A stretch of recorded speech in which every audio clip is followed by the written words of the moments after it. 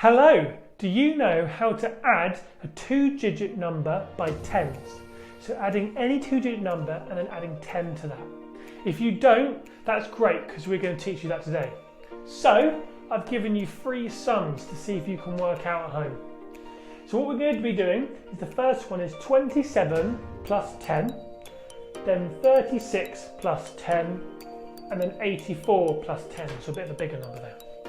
Now, this is actually really easy because all you have to do is when adding 10, you just tell me or write the next number that comes in these 10 side.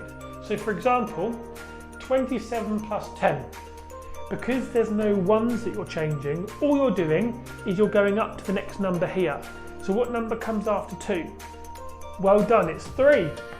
And then, like I said, because we're not changing here, you just keep the 7 the same. Okay, and that's all you do. So next one, what comes after 3? 4, well done. And then 6 is the same. Now what's the answer here?